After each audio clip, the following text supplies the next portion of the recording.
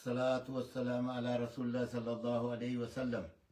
السلام عليكم ورحمة الله وبركاته. وبليان كيا ورّي مسلمة. السلام عليكم ورحمة الله وبركاته. أكسم قرتي خوري أمنتي براتس الشمع سنين جنة ورّا قرتي أمنتي مسلماتف بقى ربين قرتي قويا جل بلتي رمضان خنان نافي إسن اللي جيجتشا ورّا قرتي قوتو أمتا ديب ربنا هاقدو ورّا قرتي رمضان خنان الليل أكا قرتي ربين اتنو أججتي قرتي صومني أجري إسالي أرغت ربنا هاقدو ربي ترنا مخايا ربين قرتي خراب ريدر ربنا هاقايو قرتي ورّا والقرتي والأبلي والتي أرارتي باتي أرارما وان تاتف قرتي نمو أم في ولي جئه قرقارسل دي قرتي أهلي وفيت في أكسم سبو وفيت اللي قرتي قد إيه رمضان خان الراق بلونا في سن اللي هاقودو جيتشا دامسا قبابا توكون قبا دامسين قبابا أنك أبو دوبا بليان كيا akka gartee biyya teenyatti ummanni keenya rakkoo keessa jira kutaan marti gartee rakkoo keessa jirte akka gartee ummata oromoodhatti ummanni oromoodha du'aa jira rakkataa jira duuba kana keessatti wanni gartee laallee garru waa hedduu jira gartee namni keenya walirratti laalee rakkoo deemtu tana gartee walirratti dhiisee annagaan qabajee animmoo bakka tana qaama kana wajjiinan jira lakki jedhee ummanni keenya immoo kana jidduutti gartee miidhamaa jira kutaa hedduun miidhamaa jira biyyiti namni amma irraa miidhamni hin jiru ammoo gartee khaasatan warri walloo dudda gartee dugugguruu ummata oromoodhaa ta'e akkasuma ka muslimaa ta'e namni gartee diin kunilleen akhaaqiyyoonni keenya biyyiti irraa itti baratan biyya dawweeti jecha dawwee jechuun walloo jechuudha saniifuu namni keenya achirraa baratee raayya baratee gartee dawwetti baratee kana dhageenya gartee abboottan keenya akhaaqiyyoota keenyarraa duuba irra biyya santu rakkina keessa jira gartee keessafuu gartee ummanni kun ummata oromoo keessa adda dallaan itti jaaramee karaan itti meeshaa itti fidatan itti cufamee karaan gartee haakimaan dhaqan itti cufamee ummanni walloo rakkoo jabduu keessa jira ummata kanaaf yoo gartee illee gartee wajjiin isaanii wajjiin dhaabbannee irraa gartee waan kana deebisuu dadhabne bakka jirru du'aayii goone fi ummata kana gartee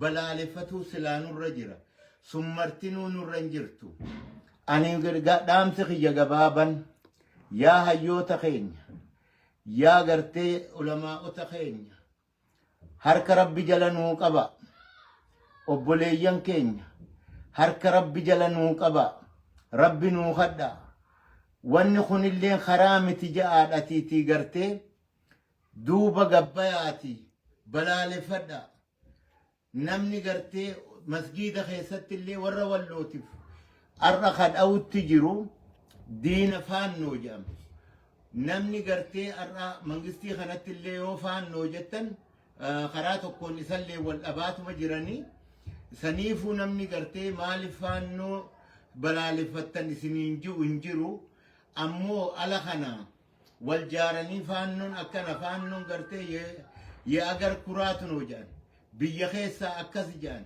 نولين قرتي أكما قرتي أرجون أولتني محمد كدير لأرومو كراتنو جي قرتي ولون أقوم نما ولو نما اتبون أمني ولو نما اتبون أمني ولو قرتي كراهم دان أقاد بترت ركنا فيه مرت قرتي ركنا وفي قرتي ربي تتوكلوا رتي ولو نمني قرتي جونجرو يجار اتبونا أكا مسلمة اللي اتبون أكا رومة اللي اتبون سنيفو أبليان كيج ور ولوتف هادر منو سقلي هاتانو bakka hunda sagalee haa taanu.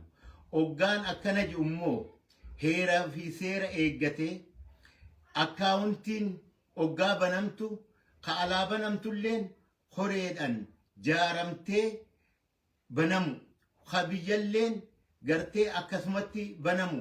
Ummanni kun ummata dhugaa ta'uu isaanii ani bakka hedduun dubbisa. Hoggaan dubbise yataaman bakkiti jirtu arxummaa fi jiille keessaa jedhan kanatti nuu xiyyeeffadhaa jedhan.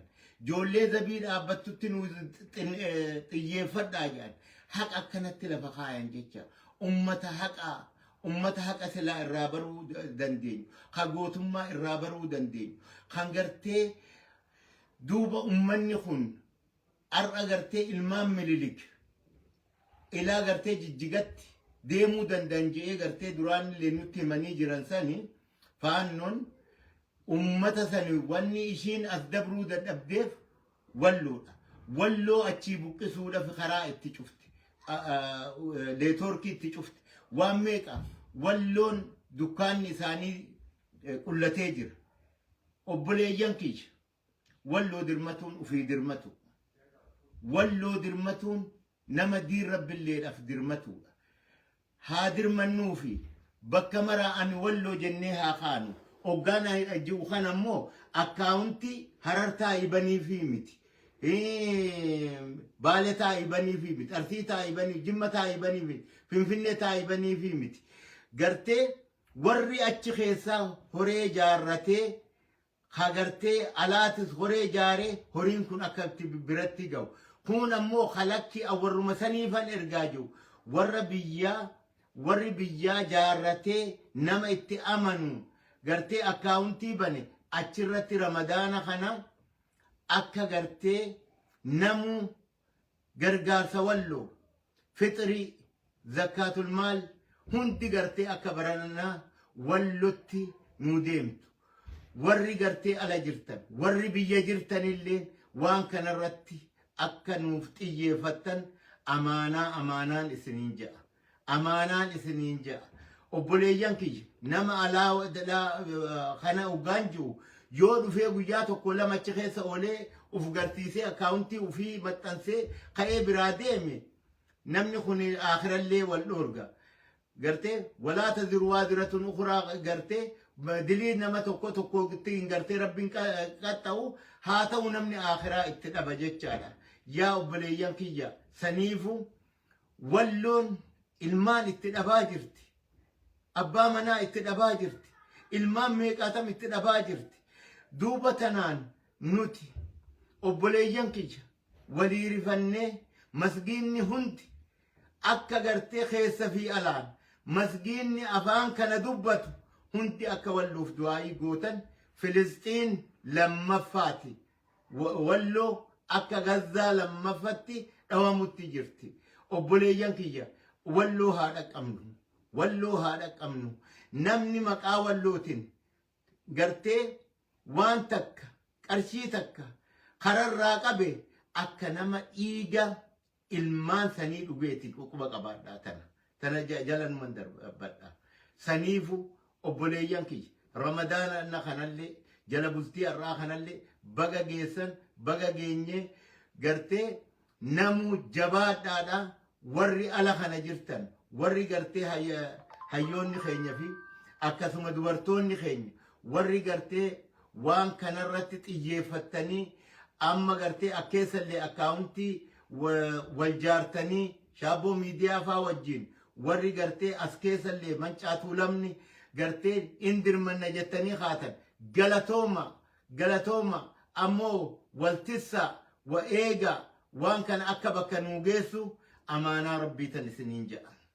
Amaanaa rabbii akka wanni tun bakka nuu geessu. Oggaa gartee walitti qabdanillee waan akka ganaa walitti qabne eessatti ergine eenyurratti ergine je'aati gaafadhaadha.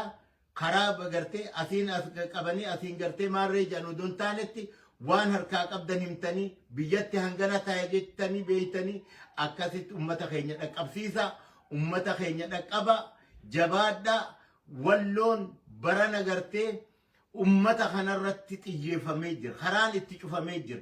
Dukkaana tokko gartee meeshaan فنفني الرافضة خران فنفني شوفا ميجر خران أفر كيساتي شوفا ميجر أمني خيني خران دبرون أبي خا دبا مأكتي هكمة أبي أمتا خنا مديد أبدا ورد ذبي قرتي بلوسون اللين وردجا بلوجي چادا قرتي ورد أچي قرتي إيقسون إلمان قبا هذا منا قبا جرو قبا سن اللين قرتي غرا قبا دغاتي قبا خنا مد اللي هاد أبنو akkasuma gartee waan hundaa'u taan isaantu beeka nuti immoo gartee warra biyyaa santu beeka warra biyyaatu beeka ammallee gartee namni asirratti galatoonfatuu fedhu barbaadu ummata gartee gargaarsa tokkummaa Oromoo tokkummaa walloo jedhee tokkummaa Oromoo walloo jedhee banee duniyaa tanarratti ummata kana maddii dhaabbatutti jiru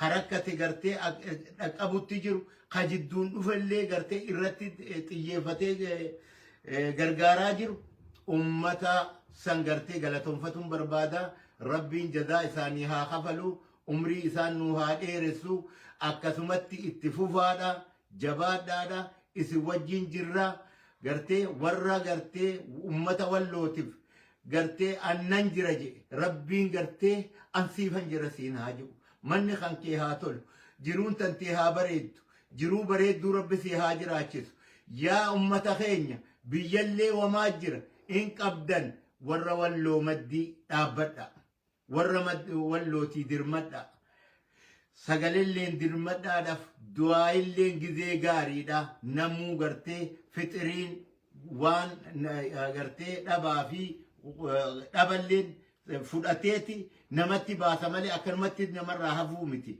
saniifu waan argattanirraa wallootti namuu gartee fuula haa deeffatu haa dhaqqabnu walloon isiniin ja'a assalaamu alaykum wa rahmatullaahi wa barakaatuh قالت لهم يا تلنا أي سمع